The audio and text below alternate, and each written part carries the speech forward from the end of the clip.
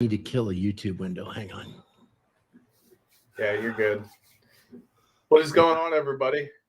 Very excited for this one. This is going to be the last episode of Beyond the Basics that I've had going on for a while now, a series of bringing in people that are absolute experts in their field.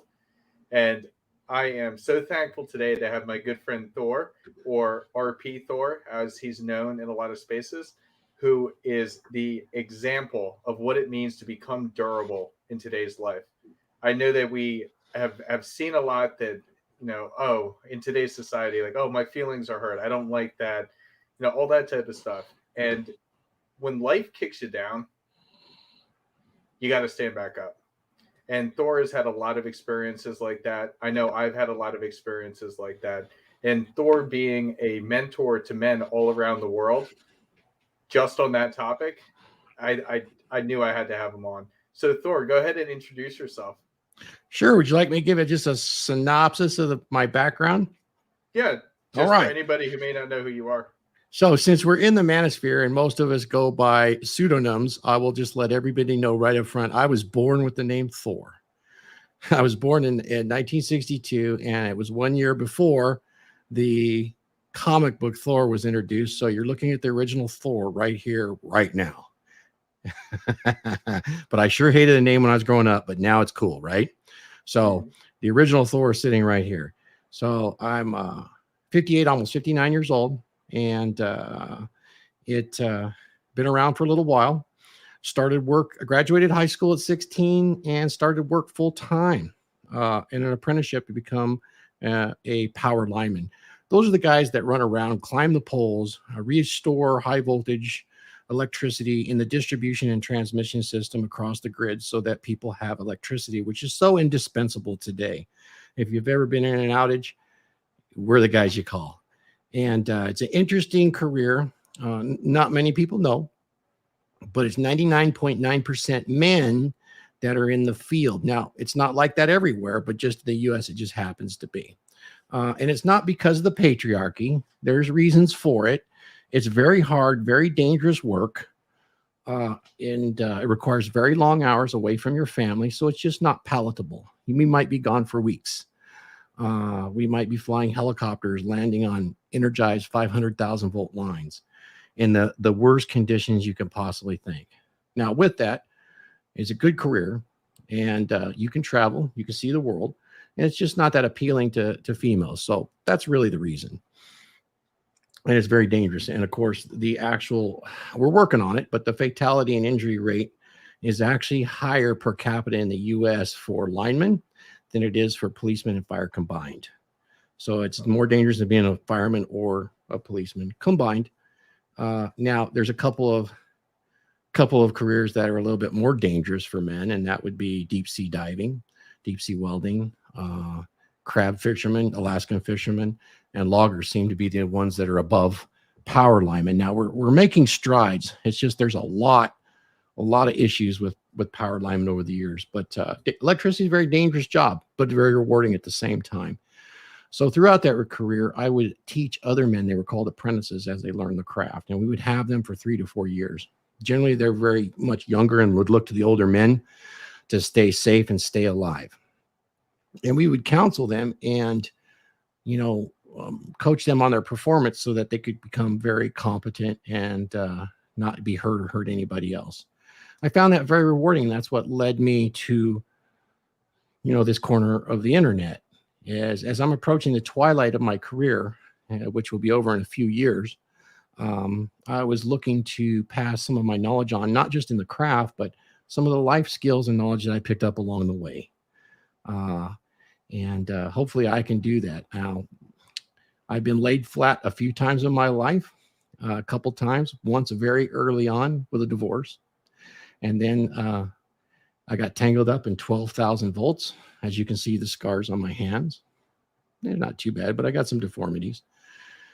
This was in 1991. And, I made a mistake straight up. Had cranial rectal intrusion of the 3rd degree, which is placing your head up your rear end. And it's because I didn't want to be late getting home. I was 27 days late. It took me 4 years and 14 surgeries to get enough motion back to get back on top. Yeah, and it wiped me out financially, put me under. I didn't go bankrupt though, but it was definitely a zeroing out. Taught me a lot about becoming durable.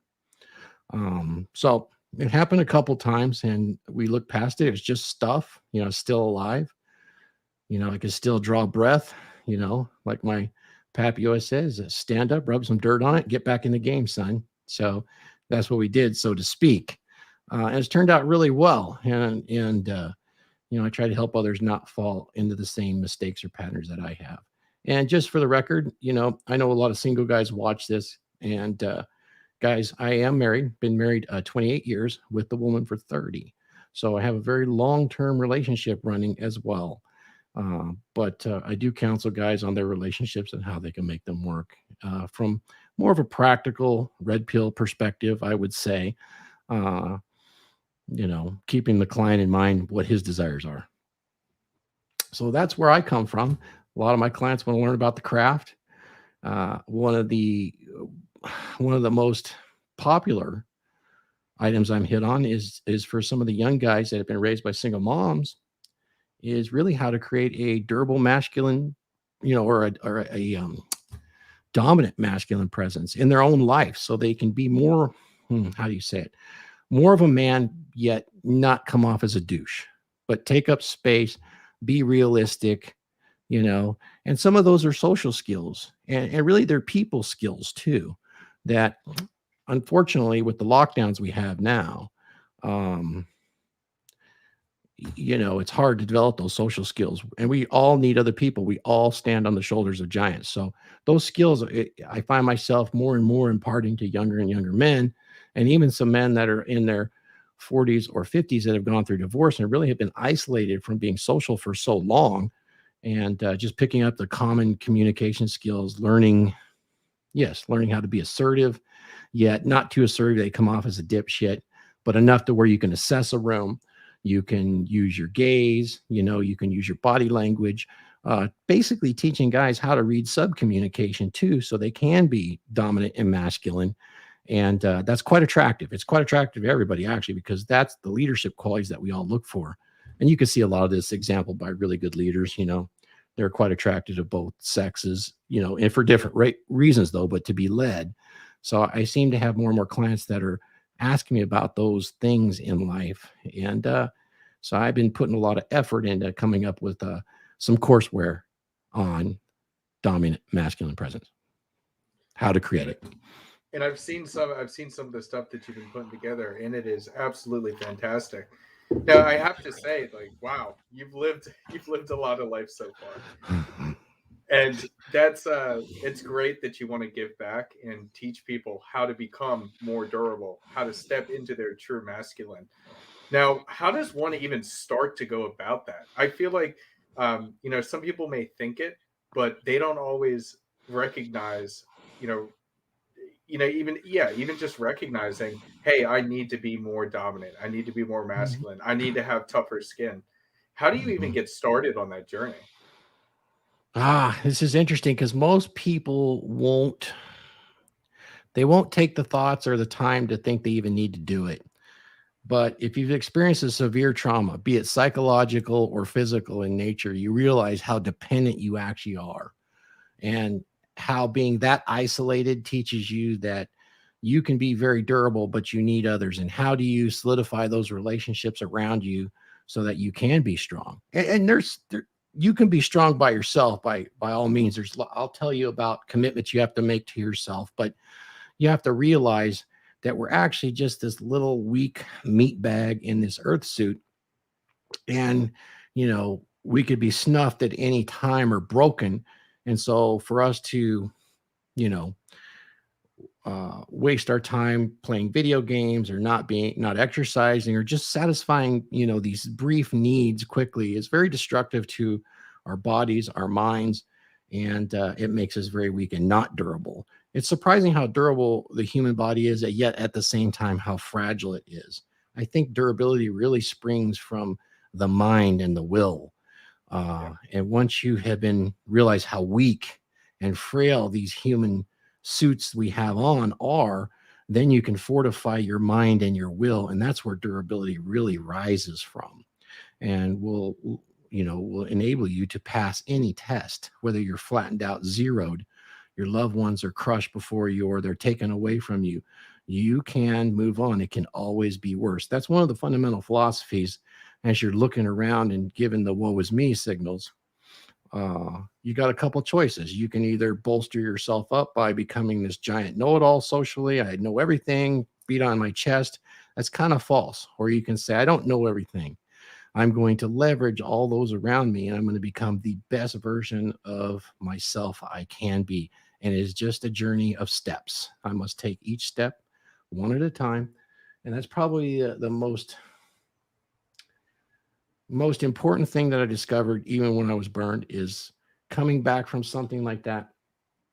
I had to state to myself every day, no matter what, I'd be just a little better than I was the day before, whether that was physical therapy, mental therapy. I'd pick something up and read one page, something. I had to learn one thing and be better, one thing every day.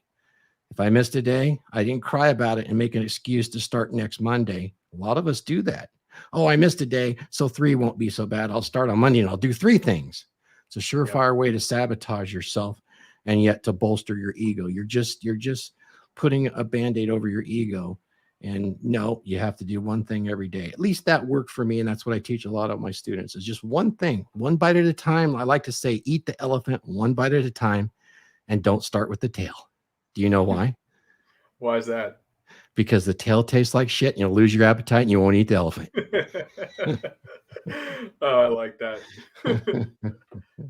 So, that's good stuff. I love that. I love how, because I really do. I believe that becoming durable, it really starts up here. If you don't have this down, then it's really nothing. It's like, how do you overcome all this? And the human mind really is unbelievable. Mm-hmm. If you believe that you can do it, and you truly believe it, it'll happen.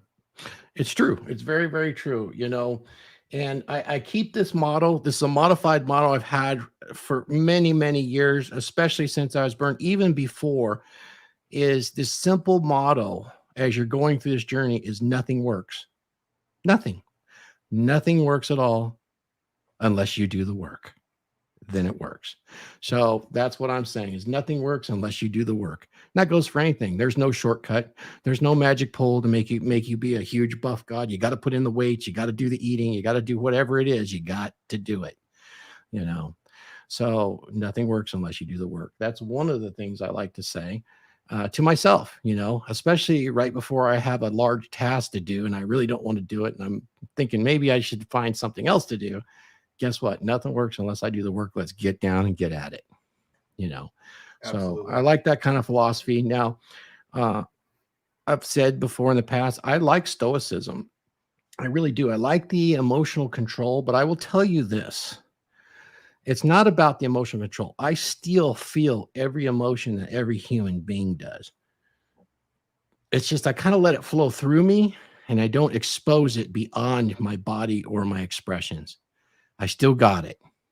I might delay it or push it into something else, but it's kind of a skill you have to learn. And it's important because if you let your emotions rule you as a man, you react emotionally. And that's usually very good for making quick decisions. And in certain environments, I mean, think about it. That's how females make decisions emotionally with feelings. And it's very good from a survival perspective that most of the time it's going to be right. But when it's not, it's bad not. So I want to redirect that and try to put a layer of rationale above that so that I can accomplish my task. Because even though I might be broken or hurt emotionally or bleeding out, wrap it up, put some tape on it, and continue on with every last breath, because that might be the difference, or am I going to take a breath and start screaming? I've seen young men get mad and start screaming and throw down a piece of paper and start shaking. It doesn't solve any problems. It's better that you fold it up, set it down, set your jaw. Okay, let's fix this shit. Get down to brass tacks. I don't see a whole lot of that. Even in our circles, I see a lot of Shall I just go ahead and say it like it is? Honestly, I see a lot Say of it like it is. I see a lot of grandstanding. And sometimes grandstanding is good. It gets us viewers and it gets our point across. But I see more of it than necessary if we're really going to teach people. That's as far as I would take it. So I'm glad to see guys like you out there. You know, I appreciate what you're doing. Pretty much everybody that's in it, even if they're grandstanding, I appreciate what they do because I try to learn something from everybody out there. Even if I disagree, I will absolutely learn something and add it to that list of mine so that I can see if it fits into my personal philosophies. No, that's great. And I think that a lot of times stoicism is very much misunderstood. A lot of people think, oh, that means emotionless. And that is not at all. It is, Right. as you said, it's learning how to interpret those emotions and then what do we do about it next.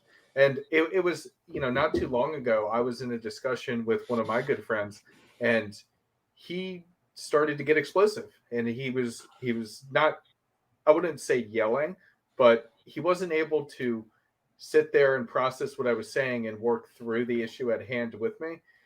He started throwing things out, making jabs, things like that, all because he was frustrated. And that's, it's a true sign of stoicism where when you're faced with a problem that you may be upset about, you keep cool, calm, collected, and you deal with the problem. Absolutely. Oh, it's so true. I've seen guys ruin their lives because of an emotional button. I've watched a female push a guy's button. She knew where it was. She could uncover it and push it to the point where he blew up. Didn't end well. Ended with cops. Life ruined. You don't need to let them push your button ever. I mean, Thor, ever. That's a perfect transition, because that is exactly what happened to me a few years back. I was with a woman that I did not get along with. I thought somehow, some way, she would just wake up and everything would work one day. But I just kept dragging it on, and I didn't have the balls at the time to walk away. And one of those situations happened where there was an explosion of just screaming, yelling back and forth. And the person who lived above us ended up calling the cops, and I ended up getting arrested on domestic violence charges. Sure. And that was one hell of an experience going through that, because especially the state, they don't look at it like, do you want to press charges? She says they do it anyway. They do it anyways. Right. Exactly. And it's devastating. And it's interesting. I'm gonna take a step back from that, because one thing I've noticed throughout the years, being of an older generation, even though I may not look that old, I've been around a long time. I'm almost 60. So I notice with the young people and with women today, and it even crosses the age boundary. Women up to my age now, it's become very popular to be very childlike. And when I say very childlike, imagine teenagers like a 13, 14, 15-year-old girl. And then take a look at women today, the young women that are, out there dating, and maybe some of the older ones that are in their 40s and maybe dating. Notice the childlike behavior that's running on and the way they speak. A lot of childlike behavior, a lot of pushback, even from men. Men will do this little pushback thing, and this kind of teenage type behavior that's kind of emotionally rooted, because I don't think they've ever been taught. So they're imitating those around them, to where I'll speak my mind, by God, I'm just speaking my mind. I'm just being honest. Let me tell you something, guys. That's a surefire way to lead a shitty life. If you're speaking to somebody and it doesn't make a hill of beans because they believe this way or that way to what is in front of you with this human, you don't need to pick a fight or start a debate. It's fucking stupid, and you don't get anywhere, and it's immature. It is the strangest thing I've seen take hold in popular culture. I just can't imagine. I've seen young women do this. And I'm just like, they're arguing over the silliest, stupidest shit that doesn't even affect their lives. And they're staking huge portions of their future on this. When I say future, on how they behave with others, how they interact, maybe even jobs. So that's one thing I want to impart to the younger guys, is they don't know. So they need good examples on how to cope with life, because some of this behavior acting like a child is a huge cope because the state has become so intrusive in our lives. It's big daddy, might as well act like a little child, you know. And if you get in a fight, it's okay. State will separate you, you know. Oh, it's okay, you know. So you never let anybody press your emotional buttons. You know, it's different when it comes to physical space, but if it's just words, you know, unless you're telling so and so to pull a gun on you, it's nothing. You know, it really is nothing in the long run, you know. And so I like to teach the guys too, as part of becoming durable, is one of the things that you do to start right now today is act like you're in total control of yourself. Even if you're not, do not let it break the barrier. Most successful people do feel like good luck played some part of the role, but in reality, they don't wait around for luck. They make their own luck. So appear and act as if you're in total control. Also, you know, don't waste any mental energy on what might happen and what ifs. If you do, it's just a waste of energy. Think about what's right in front of you. This is secret too to getting along in life. Is what's right in front of me, not the what if. And I notice that happens too. A lot of people what if everything together. If you, this is really funny when you're counseling somebody. You, okay, I'm going to give you a solution potentially, and they'll give me a reason why it doesn't work, and then another one, and then another one, and 90% of them are just what ifs. It's like, well, what if a freaking plane fell out of the sky and hit you tomorrow and you had broken legs? What the fuck are you going to do then? You know, try something. And part of that is, you know, if you don't try those things, then you don't have a failure or regret. Well, I'll tell you what, regret is horrible. You know, if you fail, dust yourself off, take a deep breath, pick yourself up and say, fuck, that was stupid. Let's try it again. You know, so failure is not necessarily a bad thing. It's a brutal teacher, but it's a strong teacher. And never have a victim mindset. I mean, really, if you have that victim mindset, you'll be entitled to things because poor woe is you. And I'll tell you this, this is what my dad said to me when I was a young man. And I would cry because I started developing a bit of a mindset to where nobody's helping me. Boo hoo hoo. I'm not doing good at my homework. This, that, and that. And he says, son, do you need a helping hand? Yeah, Dad, I need a helping hand. Then look to the end of your goddamn wrists. I love that. That's a good one. And I went, Dad. He was right, though. Might as well have been Odin himself. Mm-hmm. No, I swear. And that it goes off of what you were saying before, that victim mindset. There are so many free handouts today. And like, I don't want to say it's necessarily like a generational thing, but just people have found how to just play the victim instead of doing the hard work. Yeah. And when they get kicked down, it's somebody else's fault, not their own. Or like, let's say even with the schools today, you know, if your child's not doing well, the parents come in and they're yelling at this teacher who doesn't get paid enough to deal with your bull crap. So they're just gonna pass the person anyways, instead of, you know, no, like the reason why your child's not doing well is because they're a problem in the classroom.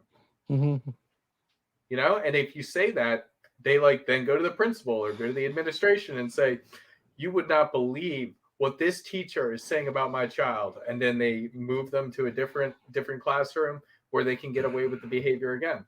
Yep.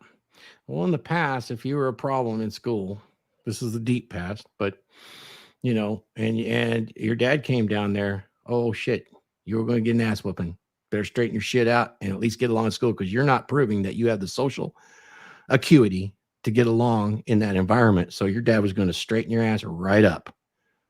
Now, mom might run down there and say, oh, it's okay. They were just being mean to you. You got home to dad. It's like, son, why don't you go cut me a switch off that willow tree? It's for you. Now, man, you'd be so scared and so messed up by the time you brought that willow switch back. You thought he was going to get the shit beat out of you, and then he'd barely tap you. But it was so horrifying. It's like, okay, I get it. I fucked up. And then he'd tell you why you'd fucked up and what you could do to be better. And then he was really good at this shit sandwich because he'd tell you how good you were. And then he'd give you the bad shit in the middle. So you'd straighten up and then he'd make you feel good at the end too. Beautiful people skills and training skills. So, you fucked up here, but the one thing you did right is once you fucked up, you calm down, you start thinking straight again,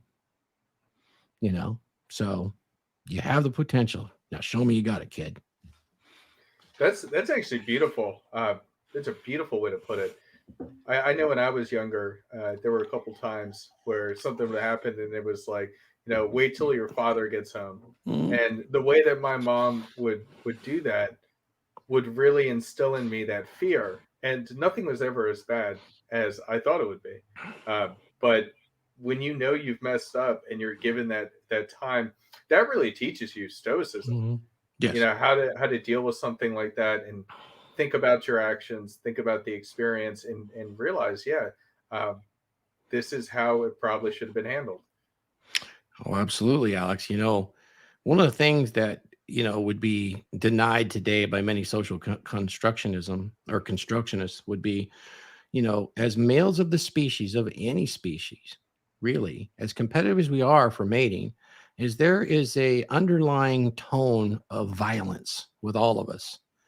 And because of that, we will behave or we will find a pecking order as to not have that violence erupt. And that goes as far as our children too. We'll have misbehaving boys, and by just doing little things like, that are social, punishments, it's really not fixing the root of the problem. And once a young man gets to that teenage years and figures out that he can now use violence against those people that are, opposed to any sort of strict discipline with him, he now has power. And he'll exercise that power. And unfortunately, we end up with young men in jail doing terrible things because of that. There's no restraint once they figure that out, and they can get away with a lot of shit. And they will, And then the opposing side of that is there's just, a complete surrender too. If there's no threat of that violence, they don't recognize it. They just kind of lose all will to even try to fit in into that pecking order. Hence, we see, some of the incel type crowd out there, and you can't blame them if they're upset, at life, but it's too much of a victim mentality. I really would like to see some movement from those guys. And I've talked to some of them and got them to rethink. And what they get stuck on is one of the things I talk about in my durability class is, you need to see the past is it's training. It's valuable training and nothing more. To sit there and loop in your mind, whether it's a relationship and I could have done this better and she would have done this, or if I would have behaved differently here, if I would have said this differently, or if I would have had a better parent here, or if I would have had at least this one chance. Oh my God, if I would have not fumbled the football in the homecoming game right before the touchdown, my life is ruined forever. No, it's just valuable training. It means nothing to today. If you can get past that and learn from your mistakes and not dwell on those things or recirculate them over and over, what ends up happening is you get this fear of even trying because you already did and you failed. So there's no point in embarrassing myself now. I'm way above that now. I'm way above it. I don't have to do that now. It's just an ego cope to kind of protect your ego, your fragile ego that's been flattened into the earth. And really, it's in the past. So it really makes no difference, to where you're at right now, other than it's a valuable learning. Easier said than done. Yes. How many times have you been in a hard breakup with an LTR?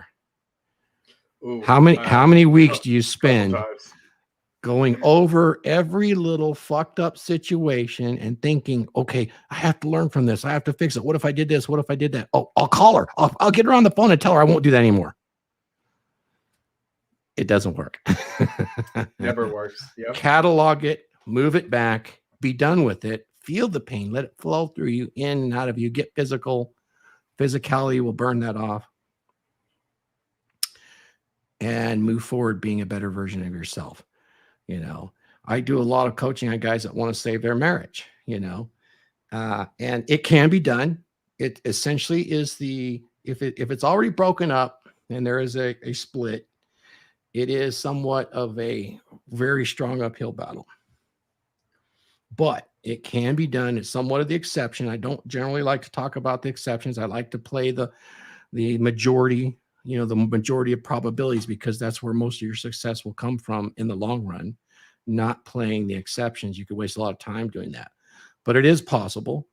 I do a whole course on how you can do that using dread game and how, but I'll tell you what, almost all of it is working on you, not begging her back. At one time, she found you this stunning, amazing alpha. You need to get back there in spades if you have any hope to repair something like that. And if you can catch it early enough where it's just starting to wane in the bedroom in the LTR, you got a good shot at doing it. But it's going to take some fortitude, and you're going to have to eat the elephant. And unfortunately, if it's that part of your LTR, you already started with the tail. So you need to wash your mouth out, start over. That's a good point. It's a very good point. And it's always like, and that desperation when somebody's trying to save a relationship or a marriage, they're already too far gone a lot of the time. And they don't understand that it really is because they let themselves go. And they don't, the fact that they want to try so hard to be one of those exceptions just goes to show how low that they actually view themselves and view their own value. Yeah. Oh, dead on. Yep.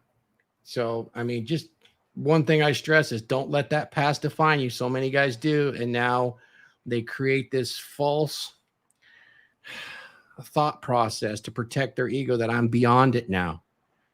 I'm in monk mode. I'm way beyond it. I am not subject to these wants and desires, instincts, and this chemistry in my earth suit that drives me.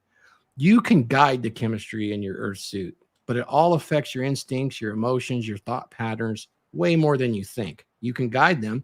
And that's really all I'm talking about, is guiding them, guiding your thoughts and memories so they don't define you, and that you define you by choice. Yeah, absolutely. That is one of the roughest things to go through, but it illustrates that circular thinking in the past, and you define yourself by it. Oh, I did this. And it is such a painful thing that it is almost more painful than an actual death, because there's no getting back from that. And you keep giving yourself the slightest hope. If I just change this, or I just change that, and I add it all together, it's this giant puzzle. And by the time it gets there, there's really not much left for you. You've created it in your mind, but that's for another day. I really like that. I never thought about it that way, that it can be more painful than a death, because with death, there's closure right then and there. And with this, that there is some way that you could make it happen, but the way that would work, like it's absolutely ridiculous. And how many of you had the breakup and then it's over, but then you satisfy that little itch in there and you go, well, she's never going to find a guy as good as me ever. Like, what the fuck difference does that make? You're just stroking your ego, man, because you're sad sack, I used to love that, because I've had plenty of breakups, more when I was younger, but it was always that statement, well, you're never going to find somebody as good as me. That's always what people go to. And it's just like, ay. If you want hope of getting her back, don't say that. Just be that. Exactly. So it's that, it's that self-improvement that's so important. Like if you, if you guys separate, and I know some people who have been through this with divorce, and then they see who that person became afterwards, and then they want to get back with them because they see how much they've improved, how better their life is, and they're like, oh man, I messed up. Absolutely. If you go through that journey in the right way, by the time she comes back, you're already at the point that you would never go back to her. You could be. Yeah. Yeah. Likely that would be the case. It absolutely would. Yeah, absolutely. And, I mean, there'll be guys out there that says, well, Thor, you've been married for, some 20, 28, 29 years now. And so you're just saying that if if it's split tomorrow with you, you'd be the same way. Oh, I would feel it. My favorite human being would be gone. You can have a favorite human being without having one itis, by the way. But here's the thing that I've learned over the years, and it's through some ups and downs. We don't have to talk about it now, but I've been through it all. Is I have a go to hell plan, and that go to hell plan has an escape plan. And the escape plan is a separation or divorce. It also has a in case of death option. You want a hard exercise to be durable? Write that shit down. It's a struggle. But if you do, the peace of mind that you have, because it is not unknown now, it is something that is known, you can put it away and you can really enjoy your life. And so there's no surprise when you do that. I mean, one of the biggest things you can do is simple. It's the Boy Scout motto. Even though we don't have Boy Scouts anymore, it's be prepared, gentlemen. And you should be prepared for a breakup. Statistically, breakups are going to be there. Marriages don't last. People die. People get hurt. Be prepared, And then when it does happen, feel the emotions, but control them. Don't lose it. Don't regret. Don't react. And if you have a plan and you've been prepared, you'll know what to do and you'll just do it. And that'll save you a ton of mental heartache and anguish. That is absolutely beautiful. I like that. That writing the death plan, things like that. These are hard things that people don't think about until something happens in their life. Mm-hmm. And when you're actually force yourself to go through that exercise beforehand, mm-hmm. you're prepared. Yep. You're prepared. And it helps you deal with some of these tougher situations. I really like that. That's really good advice. Yep. Thank you, man. And some of the other things I go over in being durable is not about you, although the majority of it is. It's about how you behave. Like, celebrate the success of others around you. Even if you're an acquaintance, if there's others, don't be envious. Don't be jealous. If somebody makes it and you didn't, and they did it hurry, it's not luck. A lot of guys, they're just lucky. They got this, they got that. You know what? Let's set that aside and say, shit, he did it right. Celebrate it. Especially if it's someone in your circle, for God's sakes. That's a big deal, man. Someone in your family. I've seen people in families when somebody makes it or does something well. Oh, that's because of this. Are you fucking kidding me? They're in your family, man. Why would you be so destructive? This is about you being durable. That shows an incredible insecurity and weakness and need and neediness. So you're going to leave that neediness behind. You don't need it, but you admire the others around you. So, don't resent awesomeness because that stuff comes back to you in spades. Don't burn your bridges, celebrate other success and you'll see it comes back. When your chips are down, those people will stand up for you, and when the chips are down from them, that's right. Go over there and pick them up. Say, take a breath. Let me rub some dirt on it. Now get your ass back in the game. Now, that's one thing I like a lot. And I've created a small community called the Dragon Ship. That's all about that. It's about that group of men that will do that for each other. I love it. That's good stuff. Hey, go ahead. I gotta grab my charger for a second. Sure. Go ahead and tell everybody about the Dragon Ship because I think what you're doing with it is absolutely fantastic. Oh shoot! I didn't expect to do that. I should have posted the link, but I'll tell you about the Dragon Ship. Thor's Dragon Ship is all about. Okay. There we go. Yeah, Thor's Dragon Ship is all about a monthly mastermind Zoom webinar. Now, it's only for men, and there's a reason for that. Men need an outlet to bounce ideas, emotions, and thoughts off of each other. And the idea behind the Dragon Ship is that it's going to be limited to 50 guys, and those 50 guys are going to leverage each other's experience in life on relationships, careers, jobs, fitness, diets, lifestyles, hobbies, everything that we do to make our lives more enjoyable. And we're going to leverage that experience so that it is much easier for us to find our way and also to establish essentially a persona about ourselves that is genuine and very authentic. Many men struggle with authenticity these days. They can't own who they are. And so we're going to help them. And as the Dragon Ship grows and leaders appear, we'll be splitting the Dragon Ship into various chapters so that these men can help each other across the globe. It's very reasonable. It's $47 a month. It's a 3-hour webinar that's out there right now. You can purchase a membership. It's a subscription. Every month you get a couple of pieces of homework and reading material to study, and then you're going to apply it in your life and come back with a story to tell. And then you'll listen to the other men and we'll help each other on these topics. It's very free form. It's a very uncensored, and nobody will say anything about it. It's very secure.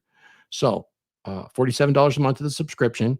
You can find it on www.becomedurable.com, which is my website. You can see it right here, becomedurable.com. And the dragon trip's a lot of fun because, you know, we can also talk a lot of shit on there. It is not public. It is private. It's for men only. So we'll be saying things on there that would be extremely unflattering. But the end result is that everybody's going to get an extreme amount of value on it, and they will have the opportunity to grow this themselves in their own lives. It's not much time, once a month. And you can save some money if you want to join 3 months at a time, $100. You won't find a value like that anywhere. Anyway, I want to double down on that because I've already seen from being a part that the value is. You joined on the premiere. That was the premiere episode. Our premiere. That was our flagship. That was the first one. You came in, yeah. Yeah, we were talking about it. So it's great, and for people that are, you know, because a lot of these courses and things, they can be hundreds of dollars at a time. Now, with something like the Dragon Ship, it's more bite sized. Yeah. So that if you're busy with life, busy with family, anything that's going on, you're still able to continue on that journey to improve. And that's one thing that I really love about it as well. Oh, I'm glad you said that. It is bite sized. They're little chunks that you can actually leverage every month so that you're not overwhelmed and you can apply it in your life. I think there's a lot of value in that. And as this grows, it can spread just like that. It can be passed from man to man. And I think that's what's really valuable. And sometimes we're going to stop and we're going to do a lecture about things that are really important, like dread game or LTR durability, or shall we say, how do I screen past? I have a girlfriend now. I've had her for 6 to 12 months. What do I do next if I really want to have a long-term relationship? And there's a lot of behavioral things that you probably want to secure for yourself and for her before you move to that next level. That is just the smart things to do to not only protect yourself, but ensure a good long-term relationship. Groundwork is laid, foundations is laid, and then you build the house on top of that. So we'll give you some of that in very small chunks occasionally as well. Good stuff. So let's go ahead and wrap up here. Is there anything else that you want to plug? Any other things you have going on? Any other things you're going to be doing?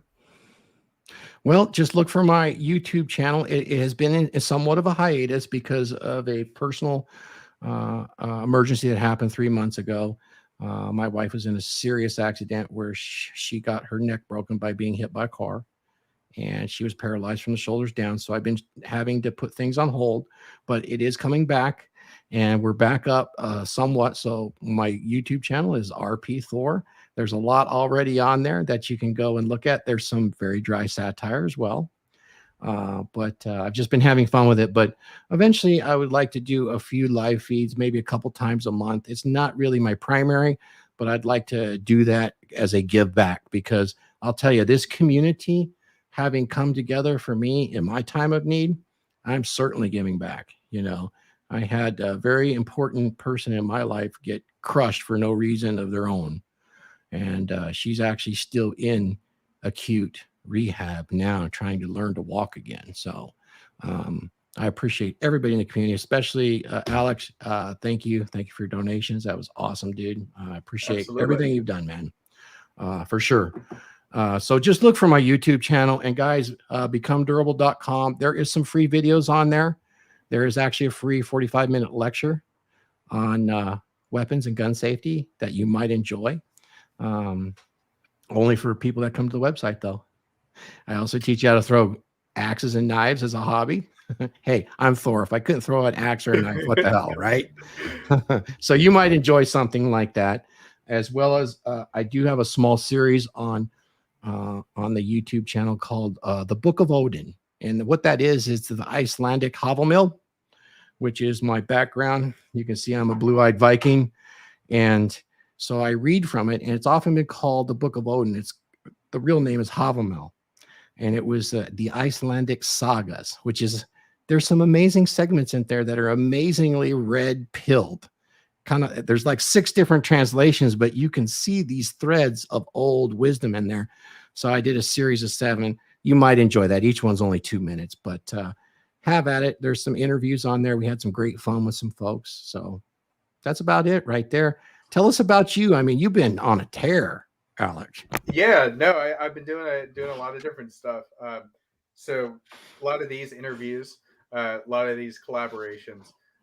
I've been coaching it myself. I have a lot of full-time clients, and then a lot of these full-time clients then transition into monthly clients, where we have monthly one-on-one talks, and then I'm helping them throughout the month on certain things that they're dealing with. So that's been great. And then actually next week is my birthday, and we are getting my first class group together again, and we're all going out to Vegas. So oh man, that's close to me. I wish I could go. If she was out of the hospital, I'd come say hi. Yeah, it's gonna be a good time. I got Chris Randall's part of that as well. He's good dude too. Again. Yeah, you had some of my buddies on. Did you have Offie on? I haven't had Offie on yet. I've gone on with him before. But yeah, cool. No, I'm still in touch with Offie all the time. He is, and Chris is great too. Yeah, these are a lot of super good people. And what you say about like not being jealous of other success, these are the type of people that always are supporting each other, gassing everybody else up, just good positive energy over and over and over again. And I just love it. I'm so happy to be, connected with people like you. Oh, I can't wait, man. When you're selling out arenas like some of these big guys, you remember Thor, I'll come say hi. Oh, I will never forget Thor. All right. But yeah, so just moving forward, I'm taking a bit of a break as we're doing this Vegas trip.